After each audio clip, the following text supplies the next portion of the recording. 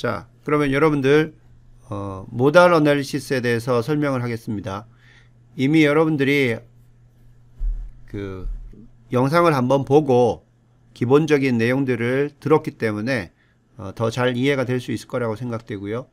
일단 모달 해석, 요거 모달 해석이라는 거는요, 우리나라 말로는 고유 진동수 해석 이렇게 이야기를 합니다. 영어로는 모달 어널리시스 이렇게 이야기를 합니다. 모달 해석은요, 기본적으로 그 주어진 구조물 시스템의 그 기본적인 진동 특성을 찾아내는 그러한 해석이 되겠습니다. 여기 진동 특성이라고 하면요, 여기 나오는 Natural Frequency, 이게 고유 진동수입니다. 그리고 그 고유 진동수에 해당되는 고유 모드들이 있어요. 이걸 가지고 고유 모드 또는 고유 진동 모드,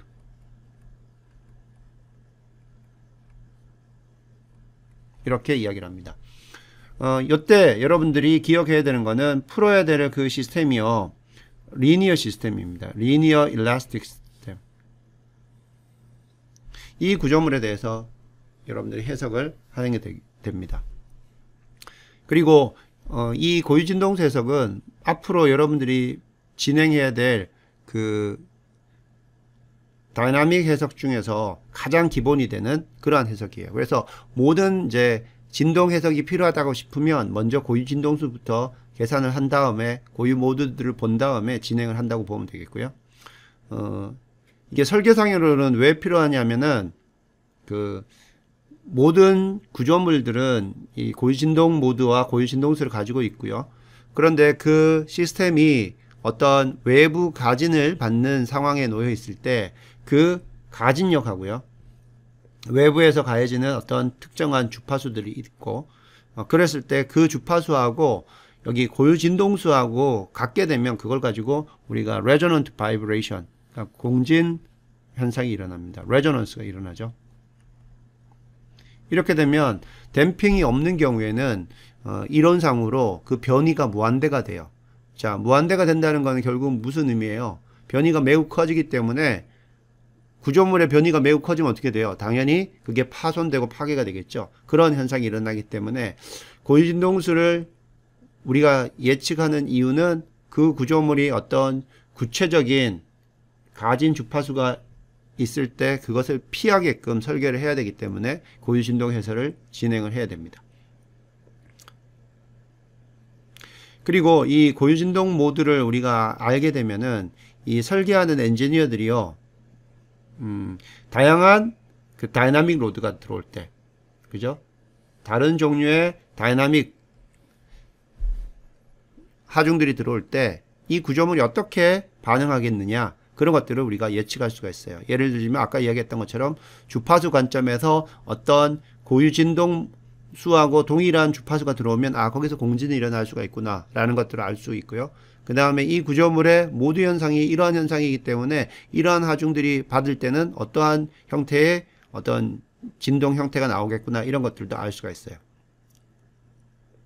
그리고 이 모달 해석을 하게 되면요, 다른 이제 그 진동 해석을 할 때 필요한 그 솔루션에 필요한 그 세팅들이 있는데, 그것들에 대한 어떤 값들을 결정할 수 있는 정보들을 얻을 수 있어요. 예를 들자면 우리가 과도 해석하는 트랜지언트 해석을 할 때 그 타임 스텝 델타 t가 있는데요, 이 델타 t를 어떻게 가져갔느냐, 만약에 이 구조물이 고주파 진동을 가지고 있다고 하면 델타 t는 작아져야 되거든요. 그죠? 그 다음에 이 구조물이 어떤 저주파 어떤 모드들만 가지고 있다. 그러면 이 델타 t, 우리 시간 증분들은 큰 값을 가져가도 됩니다. 그래서 이게 대부분 어떻게 되냐면 20f분의 1이에요. 여기서 f라는 거는 우리가 중요하다고 생각되는 그 모두의 주파수예요. 그래서 이 주파수가 크면 클수록 델타 t는 작아져야 되고요. 이 f가 낮은 프리퀀시를 가지게 되면 우리가 델타 t는 거기에 합당한 값들로 진행을 하면 됩니다. 자, 이게 이제 고유진동수 해석이 되겠고요. 그 다음 좀 더 내용들을 한번 보도록 하겠습니다.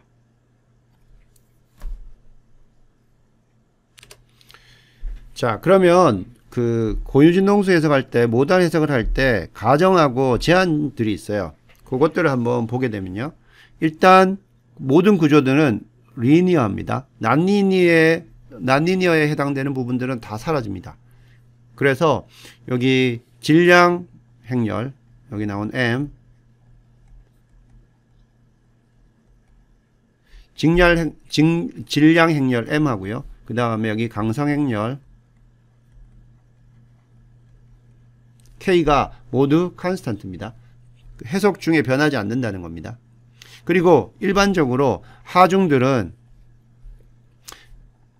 불필요합니다. 해석상의 하중들을 반영하지 않아요. 왜냐하면 여기 모달 해석이라는 거는요, 이게 프리 바이브레이션이에요. 프리 바이브레이션. 프리 바이브레이션이라는 거는 하중들이 없다는 거예요. No external force라는 겁니다. 따라서 여기 나오는 뭐 하중이라든지 난제로 디스플레이스먼트, 이 난제로 디스플레이스먼트는 어떤 픽스하는 조건이 아니라, 그죠? 우리가 나중에 그 변이를 유발시킬 수 있는 그러한 변이를 주는 걸 말합니다. 그리고 프레셔 하중, 이런 것들이 허용되지 않는다. 왜냐? 프리바이브레이션을 계산하는 거기 때문에 외부 하중은 필요 없다는 거죠. 근데 여기 보면 exceptions include, 여기서 두 가지 예외 조건이 있는데요. 그게 하나가 뭐냐면 thermal condition입니다. 그리고 하나는 rotational velocity입니다. 자, thermal condition이 주게 되면요, 요거는 thermal condition에 따라서 뭐가 달라지냐면, 이게 그 온도가 다르기 때문에, 바디의 시스템의 온도가 달라지기 때문에 그 어떤 탄성계수 같은 거는 온도에 따라 변하잖아요. 그러면 그 온도에 따라 변하는 이 탄성계수한테 영향을 줍니다. 즉 여기 서멀 컨디션에서 주는 온도에 따라서 영지 모듈러스가 결정이 되는 거고요. 영지 모듈러스가 바뀌면 당연히 스티프니스가 바뀌게 되는 거죠. 근데 이때 조건이 있어요. 그냥 다 모든 것이 가능한 게 아니라 temperature dependent material property are defined. 여기 나오는 영지 모듈러스가 E가 function of T, 요렇게 머티리얼 데이터가 주어질 때 이런 것들이 가능하고요. 그 다음에 하나 조건이 rotational velocity입니다. 요거는 이제 어떤 것들을 할 때 하냐면, 회전 기기의 고위진동수를 해석할 때 그 회전 기기가 몇 RPM으로 회전하고 있을 때 고위진동수가 어떻게 되느냐, 그런 것들을 볼 때 쓰는 거거든요. 그래서 rotational velocity를 넣어줄 수가 있는데, 요거는 주로 이제 로터 다이나믹스 어플리케이션에 주로 많이 쓰는 거고요. 만약에 로테이셔널 벨로시티가 들어가게 되면은 요때 우리가 코리올리 이펙트라는 그 효과를 넣어줄 수가 있는데, 그때는 그 댐핑 파트에 해당되는 부분에 그 행렬에 그 벨로시티 텀에 곱해지는 텀들이 생기기 때문에요. 그때는 조금 어려운 내용이었는데, 댐프트 모달 솔버, 그러니까 아이겐밸류 문제를 푸는 수치적인 솔버가 댐프트 모달을 써야 됩니다. 자, 요거는 이제 여러분이 나중에 뭐 대학원 같은 데 가면 그 로터 다이나믹 부분을 배우게 되는데, 그때 나오는 내용이 되겠고요. 그래서 밑에 빨간색을 보면 recommendation, 추천입니다. Because a structure's vibration characteristics determine how it responds to any type of dynamic load, it is generally recommended to perform a modal analysis first before trying any other dynamic analysis. 예, 아까 설명했던 것과 똑같죠? 이게 이제 기본적인 해석이 되기 때문에 다른 어떤 다이나믹 로드를 입력을 해서 여러분들이 리스판스를 계산하는 것보다 제일 먼저 이 모달 어널리시스를 하고 나면 그거에 대한 특징들을, 그 진동 특성에 대한 특징들을 알 수 있기 때문에 이게 추천된다, 그런 의미가 되겠습니다.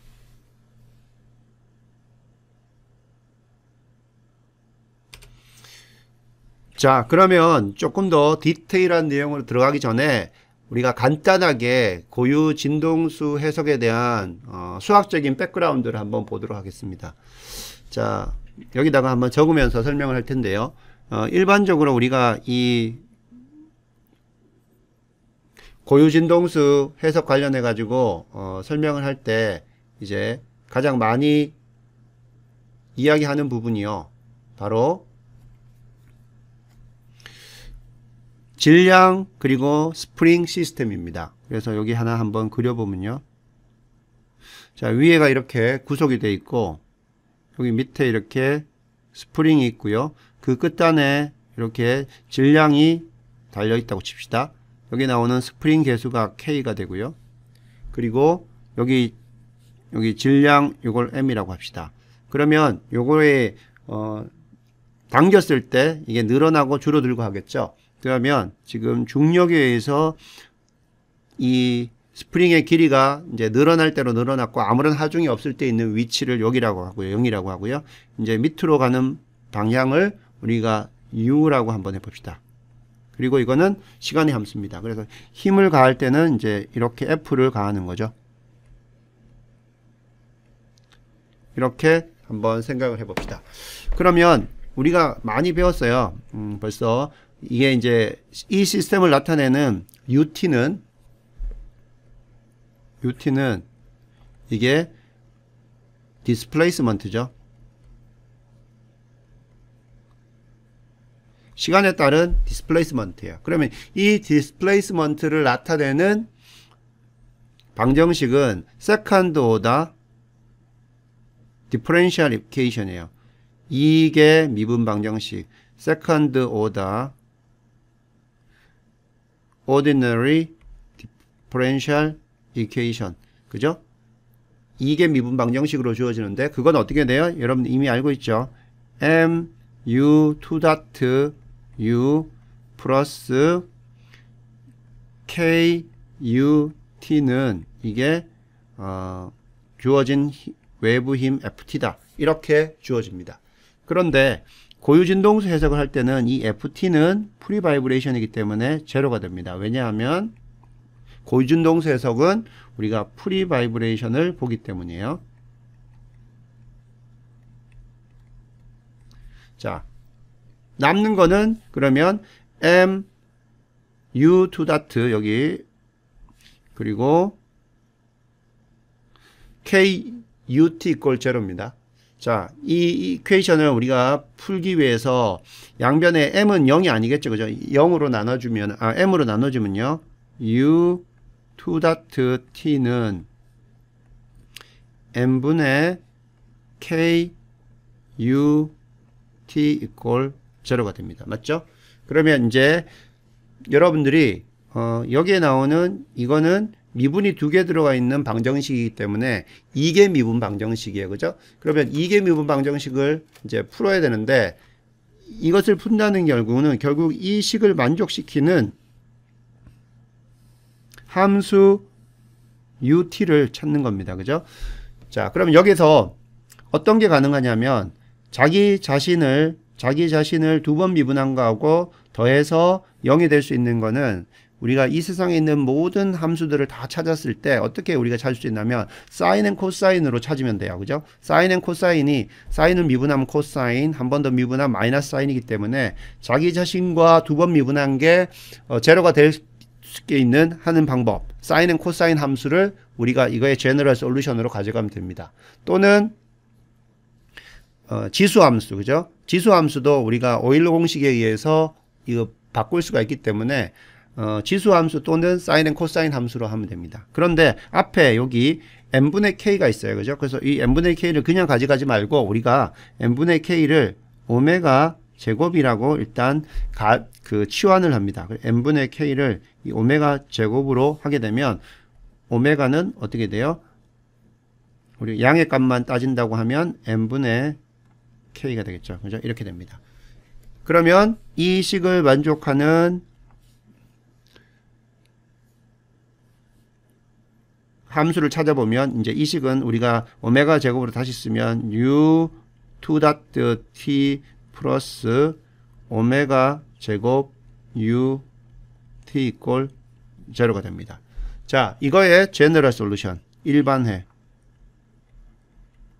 일반해를 한번 따져보면요. 어떻게 되냐면 ut는요. 어떤 개수를 가지고 있고 그 다음에 sin 오메가 t 될 수 있어요. 만약에 여러분들 u가 sin 오메가 t라고 하면 두 번 미분하면 뭐가 돼요? 마이너스 sin 마이너스 한 번 미분하면 오메가 t이기 때문에 코사인 자 코사인 오메가 코사인 오메가 t가 되고 그걸 한 번 더 미분하면 마이너스 오메가 제곱 사인 오메가 t가 되죠. 그래서 위의 식을 만족시킬 수 있어요. 동일하게 코사인 오메가 t도 위의 식을 만족시킬 수 있는 함수가 됩니다. 그래서 이거를 두 개를 자 1번이라는 거는 이걸 만족시킬 수 있는 모든 해들을 우리가 이렇게 1차 결합으로 나타내는 겁니다. 자 따라서 1번에는 이렇게 쓸 수가 있고요. 자 이걸 가지고 여기다가 대입을 하게 되면요. 우리가 뭘 얻을 수가 있냐면 요거를 자 요렇게 쓰면은 요거를 우리가 나중에 어떻게 바꿀 수가 있냐면 u라는 새로운 어떤 개수로 쓸 수 있고요. sin 이제 오메가 t 플러스 뭐 여기 나오는 phi라는 이러한 형태로 쓸 수가 있습니다. 자 그러면 u가 이거기 때문에 이거를 두 번 미분하면 어떻게 된다고요? 두 번 미분하면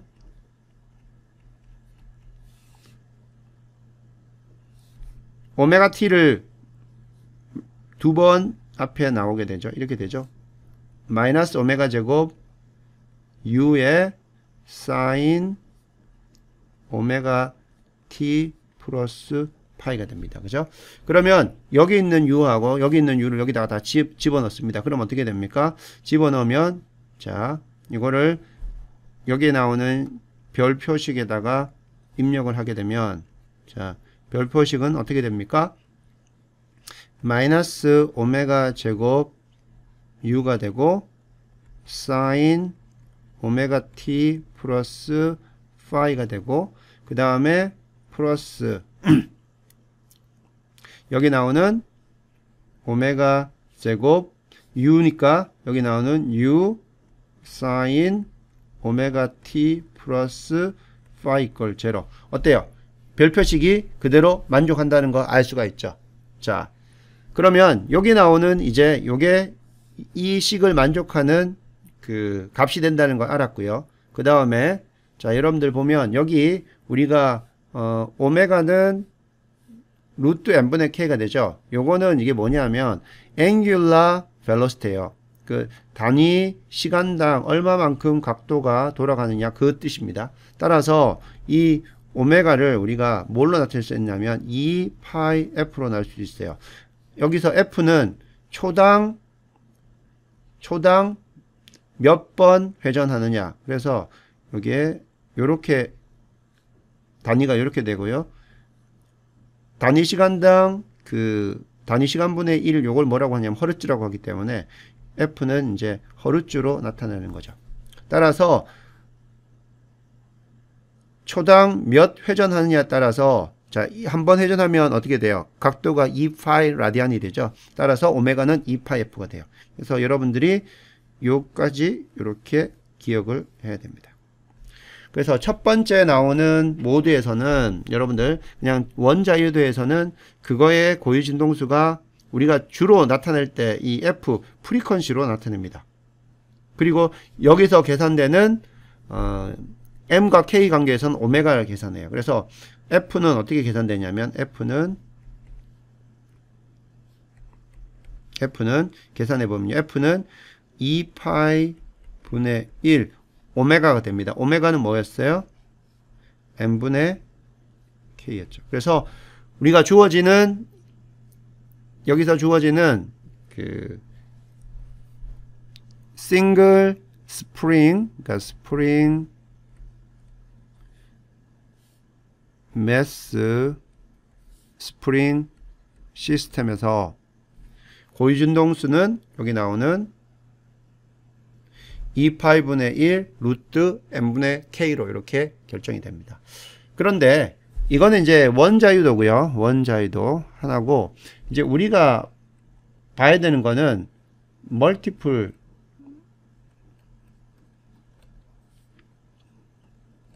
QF 시스템이죠.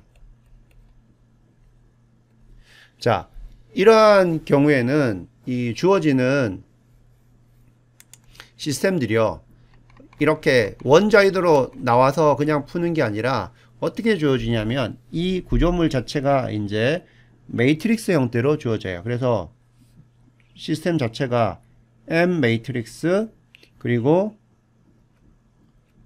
U도 이제는 컬럼 벡터가 되고요. 플러스 그 다음에 K도 행렬이 되고 U가 이렇게 되고 이게 제로가 됩니다. 자, 이게 이제는 n by n 행렬입니다. 요 U는 그럼 n by 1 컬럼 벡터가 되고, K도 마찬가지 n by n 되고요. U도 n by 1 컬럼 벡터가 됩니다. 자, 그러면 이 경우에 이것을 만족시킬 수 있는 함수들은 뭐가 있냐면 바로 이 U 벡터라는 것이요. U 벡터라는 것이 앞에서 주어졌던 것처럼 사인은 코사인으로 나옵니다. 여기서 우리가 U를 뭐라고 했어요? 이렇게 줬었잖아요. 이처럼 나오게 되는데 각각의 이 자유도가 n개이기 때문에 n by n이기 때문에 이런 U는 성분이 몇 개가 나오냐면 n개가 나와요. 그죠? 그럴 때 이 오메가가 이제 하나가 아니라 n개가 나오는데 그 각각의 오메가를 오메가 i라고 하고 t가 되고요. 그 다음에 이것도 파이 i가 이렇게 됩니다. 그리고 앞에, 자, 이제는 앞에 나오는 이 변이도 이게 u가 각각의 i에 따라서 달라집니다. 이런 식으로 변이가 주어지게 돼요. 자, 그러면 이거 두 번 미분하면 어떻게 됩니까?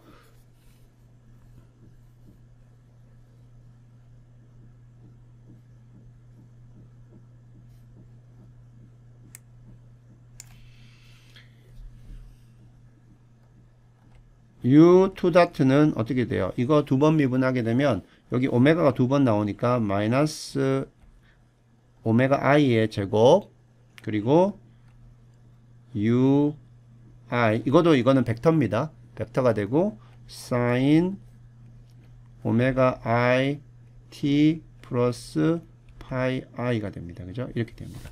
이것을 이 두 식을 위에다가 입력을 합니다. 입력을 하고요. 그리고 여기 나오는 사인 오메가 i t 플러스 파이 i를 양쪽에서 다 없애주면요.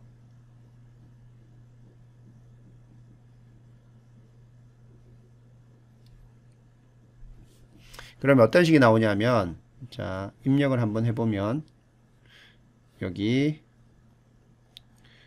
마이너스 i 오메가, 그 다음에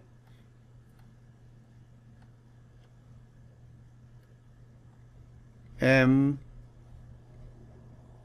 u i, 그리고 지금 여기 첫 번째 텀에다가 넣었기 때문에 사인 오메가 i t 플러스 파이 i가 되고요. 더하기 k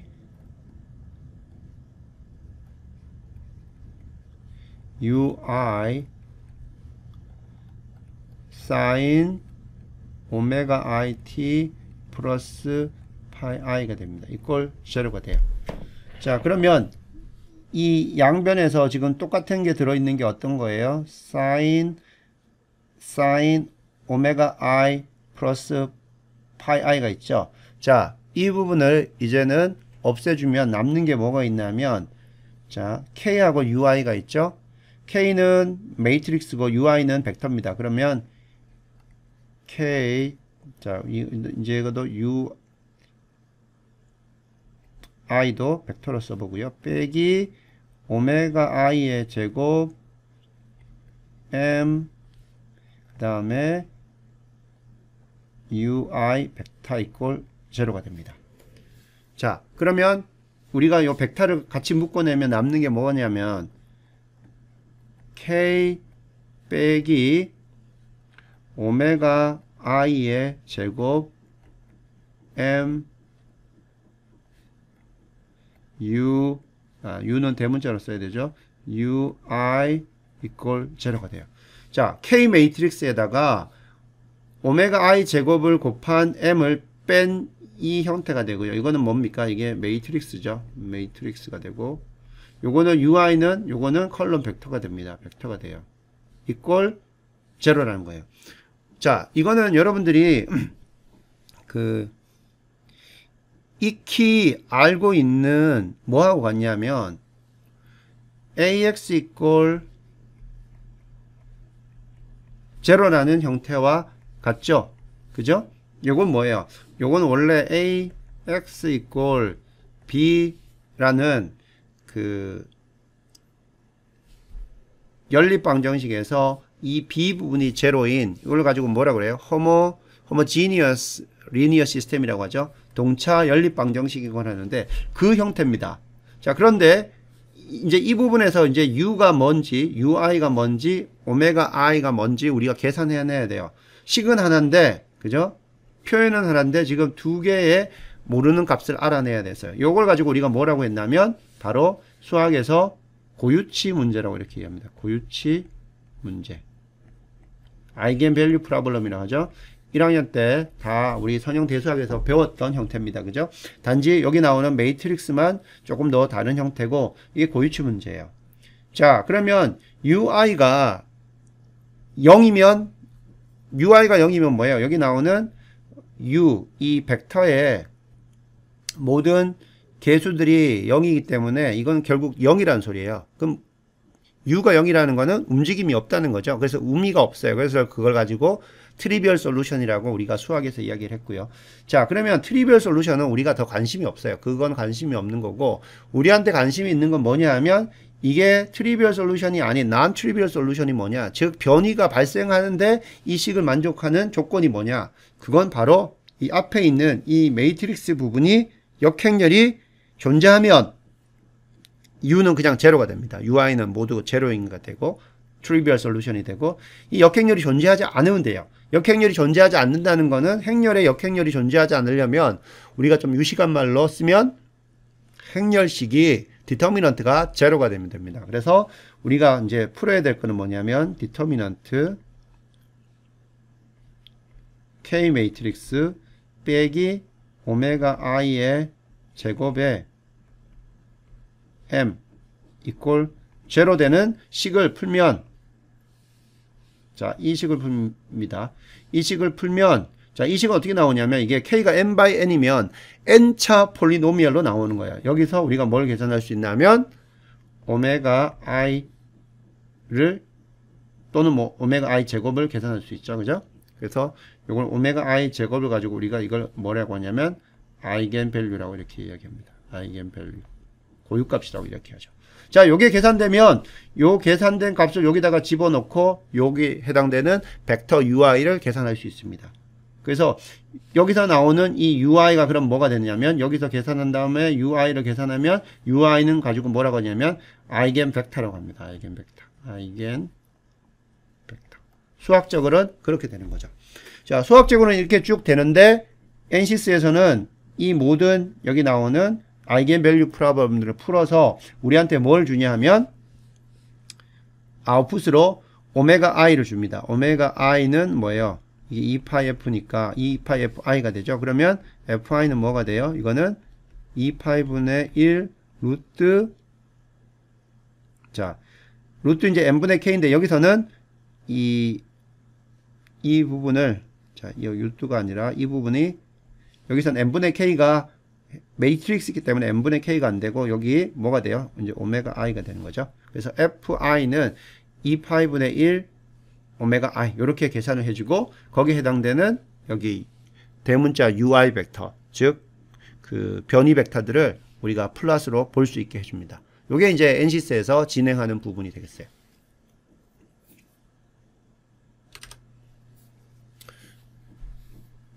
수학적으로 이제 진행됐던 부분들을 그렇게 설명을 했고, 이제 추가적으로 좀 더 설명을 하면 여기 나오는, 자, linear equation of motion. 자, linear라는 거죠. 그리고 풀이 하중이 없다는 거고, undamped vibration이라는 거는, undamped라는 거는 댐핑 이 C 매트릭스가 제로라고 생각하는 겁니다. 이게 바로 일반적으로 우리가 말하는 모달 어널리시스가 됩니다. 그렇게 되면 행렬 방정식은 mu 2 dot 플러스 ku 이퀄 제로가 되고, 자, 요거를 만족시키는 u를 쭉 찾아보면, 그죠? 아까 나왔던 일반해는 u는 여기서는 이제 파이를 여기는 여기에 모두 형상에 해당하는 거죠. 아이겐 벡터가 되는 겁니다. 아이겐 벡터를 파이 i로 썼고요. 여기 나오는 페이즈를 세타로 썼습니다. 이렇게 쓸 수가 있고, 두 번 미분한 게 이렇게 됩니다. 그러면 u하고 u 닷을 위에다가 집어넣고, 그 다음에 여기 sin 오메가 i 플러스 세타 i, 이 부분은 양쪽이 같이 있기 때문에 그것을 우리가 소거를 하게 되면 남는 거는 여기와 같은 뭐다? 아이겐 밸류 프로블럼이 된다. 이렇게 주어진다는 거죠. 그럼 우리가 찾아야 되는 요게 아이겐 밸류가 되고, 그 다음 여기 나오는 게 뭐라고요? 파이가 바로 아이겐 벡터가 된다는 거죠. 이렇게 문제를 풀어주는데, 요건 이제 NCS가 진행을 해준다는 겁니다.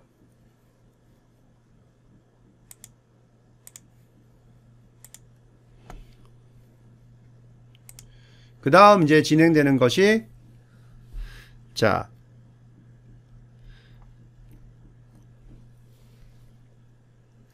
만약에 여기서 좀 요 부분이 잘못됐네요. 파이 i가, 자, 요 위의 식이 이제 아이겐 밸류 해석이 되는 거고요.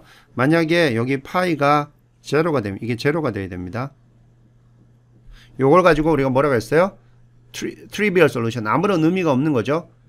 파이가 요게 제로가 되면 뭐예요? u가 아까 파이 곱하기 사인 오메가 t 플러스 세타 i였기 때문에 변이가 제로가 되기 때문에 의미가 없어요. 따라서 요 부분에 디터미넌트가 제로가 되는, 요걸 찾게 되면, 요걸 디터미넌트가 제로가 되는 그런 값을 찾게 되면 요게 0이 아니어도, 그죠? 0이 아니어도 전체 이퀘이션이 만족한다는 거죠. 따라서 요거를 찾습니다. k 마이너스 오메가 i 제곱 m, 이 매트릭스의 디터미넌트가 제로가 되는 뭘 찾느냐 하면 오메가 1 제곱, 오메가 2 제곱, 오메가 n 제곱. 그래서 여러분들이 k가 n by n 행렬이고 m도 n by n 행렬이고 여기 나오는 이 파이는 n by n 행렬이 되면 고유 진동 수는 몇 개를 찾을 수가 있냐면 n개를 찾을 수 있어요. 근데 많은 경우에 시스템에 우리가 공학적으로 따져보는 시스템들은요, 그 시스템의 자유도만큼 고유진동수를 찾을 수는 있지만 대부분 저차에 한 수십 개의 모드까지만 보게 됩니다. 고차 모드, 아주 높은 고차 모드까지는 보질 않아요. 따라서 수학적으로는 n개, 스몰 n개의 고유진동수를 계산할 수 있지만, 아이겐 밸류를 계산할 수 있지만, 우리가 일반적으로 뭐 한 10개라든지 20개 정도 낮은 차수의 그 값들만 보게 된다는 거고요. 여기 나오는 오메가 1 제곱, 오메가 2 제곱, 이런 것들이 바로 이 문제의 아이겐 밸류가 되는 거고요. 자, 이 아이겐 밸류가 계산되면 이 행렬이 계산되고, 그 행렬에 해당되는 여기 phi i를 가질 수가 있어요. 그걸 가지고 우리가 뭐냐 그러면 아이겐 벡터, 여기서 phi i, phi 2, phi n이 됩니다. 오메가 1 제곱에 해당되는 phi i가 따로 있고요. 오메가 2 제곱에 해당되는 파이 2가 따로 있습니다. 그렇게 대응이 됩니다. 그래서 여기서 나오는 게 아이겐 밸류하고 아이겐 벡터라는 거 여러분들이 기억을 해주면 되겠습니다. 그리고 추가적으로 이제 설명을 하면 모달 어널리시스에서는요, 아까 이야기했던 것처럼 아이겐 밸류가 요거는 이제 오메가 i의 제곱으로 나타나는데, 요걸 가지고 어떻게 한다고요? phi i로 바꿔서 보여줍니다. phi i는 2파이분의 1 오메가 i가 됩니다. 요걸로 보여줘요. 왜냐하면 이게 공학적으로는 이게 허르츠의 단위를 가지기 때문에 우리가 이해하기가 훨씬 쉽습니다. 그래서 그걸 가지고 우리가 뭐라고 부르냐면 natural. 자, 요렇게 보여줘야 되고, 오메가 제곱을 가지고 뭐라고 하냐면은, 자, the square of the natural circular frequency of the structure omega I. 요걸로 이제 변환을 시켜서 보여주는 거고요. 그 다음에 아이겐 벡터라고 하던 것은 뭐에 해당되냐면, 모양의 모드 쉐입에 해당되는 거죠. 요렇게 phi i가 됩니다. 요건 이제 모두 형성이 됩니다. 그리고 하나 여러분들이 기억해야 될 거는 뭐냐면, 고유 진동수 해석에서 나오는 어떤 디포메이션, 이거는요 실제 디포메이션이 아니에요. 이거는 실제 변형 크기가 실제 변형이 아니에요. 이거는 뭐냐 하면 모드에서 나오는 상대 변형이에요. 그래서 절대치가 의미가 없어요. 그래서 디포메이션의 변위의 절대치는, 절대 값은 의미가 없어요.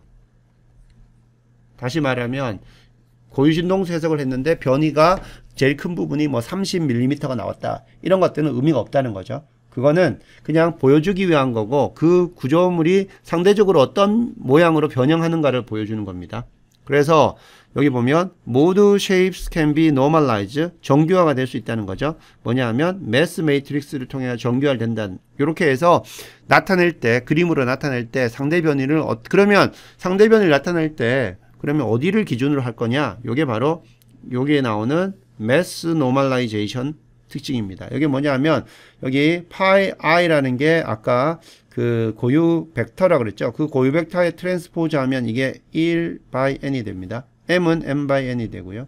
그 다음 요거는 m by 1이 돼요. 이거 쭉 계산하면 뭐가 돼요? 이렇게 스칼라가 되죠. 요렇게 만족하도록 여기 나오는 파이 i의 크기들을, 그 각각의 성분들의 크기를 정규화를 한다는 뜻이 됩니다. 자, 이렇게 매스 매트릭스로 할 수도 있고요. 아니면 가장 큰 값이 벡터에서 가장 큰 값을 1로 할 수도 있습니다. 이런 식으로 할 수가 있고요. 일반적으로 엔시스 미케니컬에서는 뭐 하냐면 normalize to the mass matrix, 매스 매트릭스를 기준으로 정규화한 걸로 플롯을 해줍니다. 요거는 엔시스가 플롯 할 때 이렇게 한다는 것입니다. Because of this normalization, only the shape of DOF solution has a real meaning. 그래서 이렇게 normalization을 했기 때문에 절대 변이의 절대값은 중요하지 않고 only the shape, 그렇죠? 오직 그 모드의 형상만이 실제적인 의미를 가진다, 그런 의미가 되겠습니다.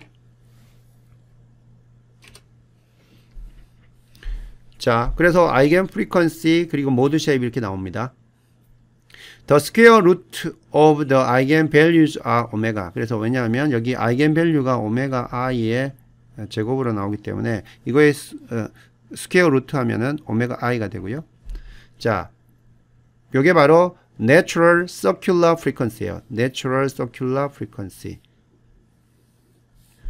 고유 각 프리퀀시죠. 각 주파수가 돼요. 그래서 요거는 라디안 퍼 세컨드가 되는데, 요건 공학적으로 잘 안 쓰고요. 공학적으로는 쓰지 않고, 공학적으로는 뭘 쓰냐면 cycles per second, 또는 요걸 가지고 우리가 허르츠라고 하죠. 요걸 허르츠로 나타냅니다. 그걸 가지고 뭐냐면 natural frequency라고 하고 FI라고 씁니다. 요게 이제 고유 진동수가 되는 거죠. 단위 시간당 얼마만큼 진동하느냐. 그래서 FI는 2파이분의 오메가 i, 그래서 cycles per second 허르츠라고 이렇게 합니다. 그래서 FI는 허르츠로 나타낸다는 거고요. 일반적으로 이제 우리가 미케니컬 엔시스에서 볼 때는 허르츠로 된 결과들을 보게 됩니다. 그리고 아이겐 벡터스 파이 i들은 그 모드 쉐입을 나타낸다는 거 이야기를 했었죠.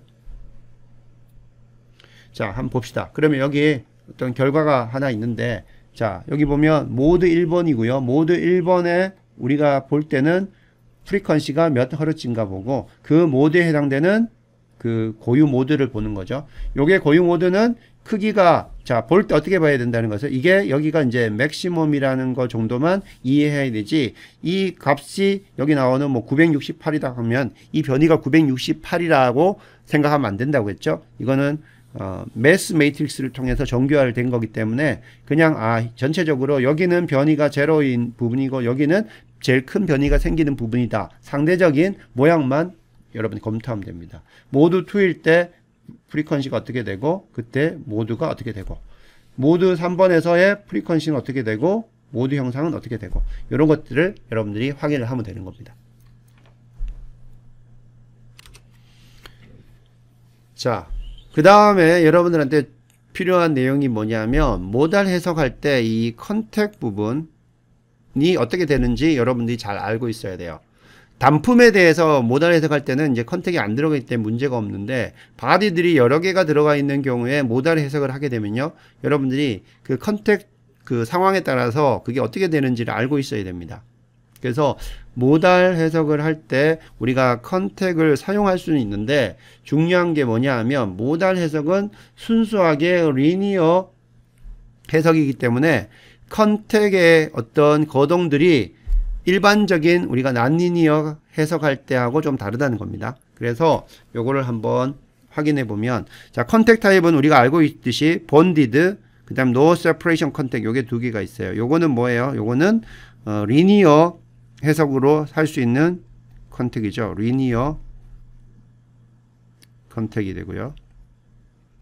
그 다음에 러프 프릭셔니스, 프릭셔널. 요거는 뭐예요? 러프는 그 자리에서 붙었다 떨어졌다만 하는 거고, 프릭셔니스는 붙었다 떨어졌다 슬라이딩이 되는데, 슬라이딩 시 프릭셔널 그 마찰력이 없는 거고, 이게 프릭셔널은 프릭셔니스에 이제 슬라이딩 할 때 마찰력이 있는 그러한 해석이 되고, 요거는 난리니어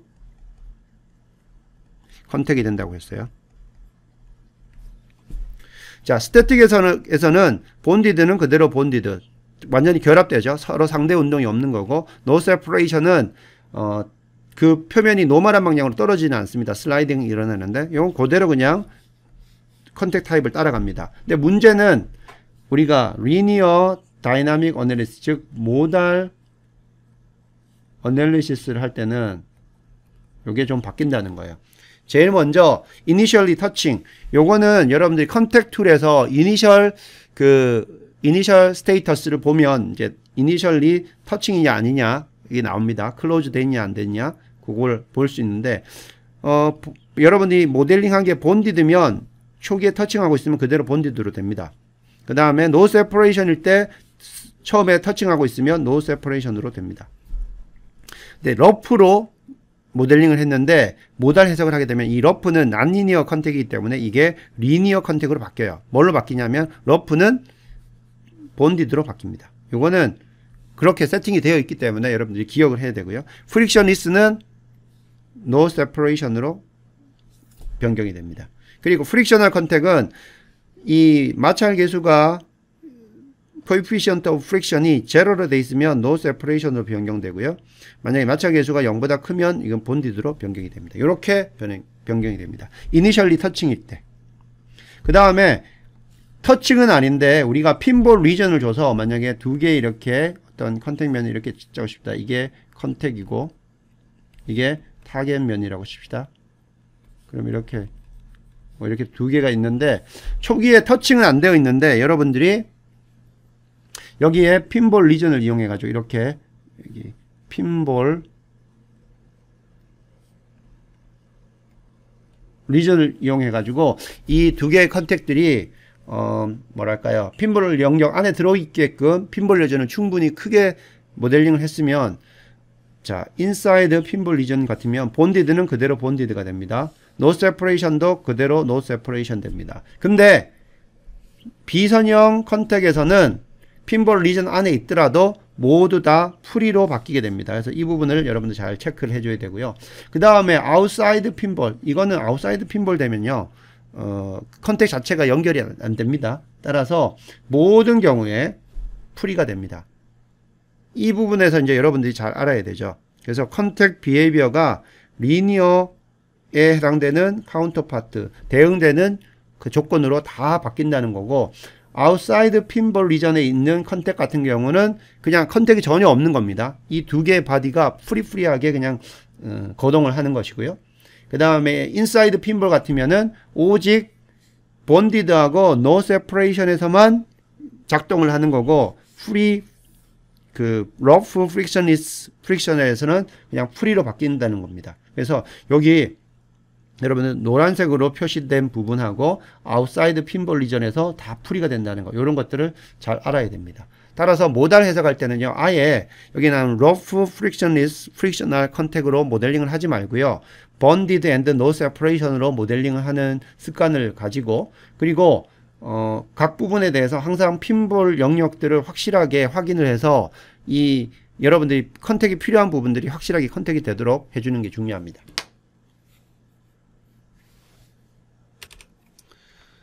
자, 어널리스 세팅에 대해서 간단하게 설명하겠습니다.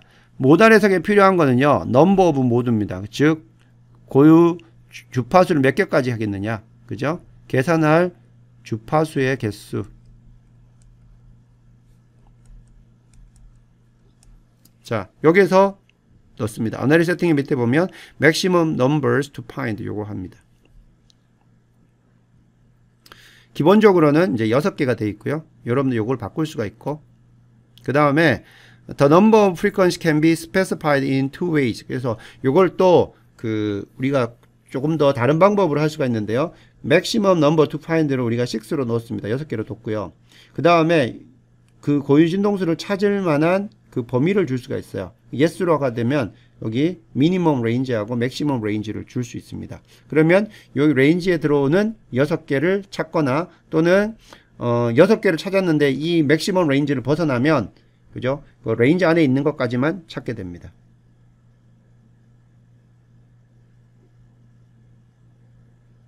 그리고 한 가지 이제 할 때, 만약에 고유 진동수 중에 그 리지드 바디 모션이 있는 경우, 충분한 경계 조건이 있지 않는 경우에는 여러분들이 어떻게 하냐면 maximum node to find를 필요한 개수를 적고요, limit search to range 요걸 yes로 두고 range minimum을 0보다 큰 값으로 줍니다. 0보다 크고 첫 번째 고유 진동수보다 작은 값으로 주게 되면 리지드 바디 모션 없이 6개의 모드를 찾을 수 있습니다. 그런 식으로 진행을 할 수가 있고요.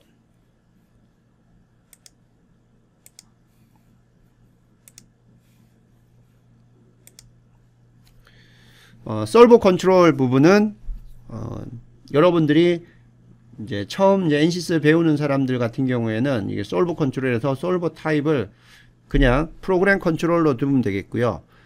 실제로는 요거를 이제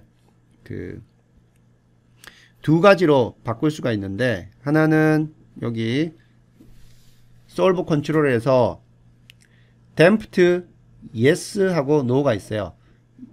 damped no라는 거는 일반적인 우리 프리 바이브레이션에 나오는 이제 고유 진동수를 계산할 때 damped는 no로 하면 되겠고요. 그 다음에 여기 damped를 no로 하게 되면 나오는 솔버 종류들이 프로그램 컨트롤들은 당연히 나오는 거고요. direct, iterative, unsymmetric, 그 다음에 supernode, subspace, 이와 같은 방법들이 있고요. 만약에 여러분들이 요 damped가 디폴트는 no가 되는데 yes로 바꿔준다는 거는 아까 앞에서 설명했던 것처럼 그 로터 다이나믹스에서요, 그 코리올리 이펙트를 가정하게 되면 우리가 여기서 damped 그 솔버를 써야 되는데, 그 damped 솔버를 쓰겠다고 yes로 두게 되면요, 요거를 damped를 yes로 두게 되면 쓸 수 있는 솔버 타입이 full damped하고 reduced damped 요 두 가지가 됩니다. 그래서 이렇게 차이가 있다는 것 알아야 되고요. 로터 다이나믹스가 아닌 경우에는 damped를 no로 놓고 써야 되기 때문에 그냥 여러분들이 여기서 쓰면 되고, 그냥 일반적으로 프로그램 컨트롤도 쓰면 되고, 어떤 쉘이나 빔 엘리먼트 같은 게 들어있다든지 MPC가 많이 들어있는 경우에는 다이렉트로 놓고 쓰면 되고요. 아니면 이터러티브로 쓰고 해석을 진행을 하면 되겠습니다. 자, 다음은 이제 아웃풋 컨트롤이에요. 아웃풋 컨트롤은 이제 해석을 하고 났을 때, 고유진동수 해석을 하고 났을 때 어떤 아웃풋을 보겠냐는 거고요. 기본적으로 모드 쉐입만 계산이 되도록 아웃풋 컨트롤이 되어 있어요. 그리고 이 스트레스하고 스트레인을 우리가 계산을 해서 아웃풋으로 볼 수가 있는데요. 아까 이야기했던 것처럼 변이 자체가 상대적인 값이기 때문에 여기서 나오는 스트레스하고 스트레인이 이게 실제적인 절대값을 우리가 봐서 의미를 가질 수는 없어요. 이것도 상대적인 변형에서 나오는 상대적으로 어떤 부분이 스트레스가 클 거냐, 어떤 부분이 스트레인이 클 거냐, 그것만 볼 때 이게 필요한 것이고요. 그때 여러분들 어널리 세팅에서 아웃풋 컨트롤 오면 그 결과를 보고 싶으면 이 부분들을 변경을 해줘야 됩니다. 설명한 것처럼 스트레스 리절트는요, only show the relative distribution of stress in the structure. 그 구조에서 스트레스가 어떤 부분이 크고 작냐, 어떤 상대적인 분포만 보여준다는 것이고요. 실제적인 not real stress value, 실제적인 값은 아니라는 거죠. 자, 그리고 요게 이제 이 프로젝트 스키매틱에서 다른 시스템하고 어떻게 연결됐냐에 따라서요, 아웃풋 컨트롤이 바뀌게 됩니다. 그게 다른 해석에서 이제 필요한 아웃풋이 있으면 자동적으로 요게 yes로 바뀐다는 거죠.